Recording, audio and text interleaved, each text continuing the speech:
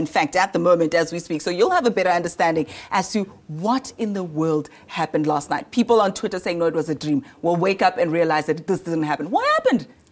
Well, I think Brazil's luck finally ran out. They haven't been convincing throughout the tournament, and last night they came up against a German machine that was well-oiled. On all fronts, the Germans were just clinical, and obviously Brazil were missing really key players, and so it counted against them in the end. And I must say, it was purely the Germans on the night. I mean, their first 9 shots were all on target. So they came and they meant business on the night, and unfortunately Brazil were on the wrong end of a beating.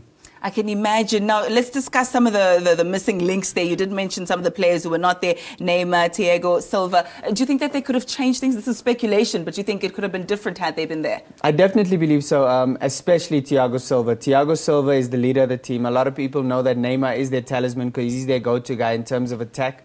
But Thiago Silva keeps the team together as the leader. He leads the line from the back. And, you know, one of the fundamental rules of football is if you don't concede, you can't lose. And so you build a team from the back, not from the front. And so missing a key player like Thiago Silva was one of the main reasons why they got beat the way they were. The defense was completely disorganized without their leader because he really marshals the line really well. And so ultimately that's what the difference was and why they just couldn't show up on the night. Let's talk about what the final is likely to be now. Germany, they look set to win for the 4th time, the World Cup?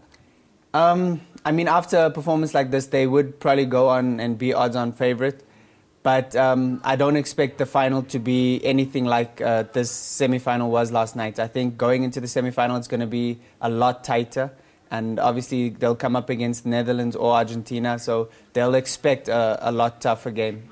All right, now the decider of who gets to meet up with Germany in the final, of course, will be tonight's semi-final game, the 2nd semi-final.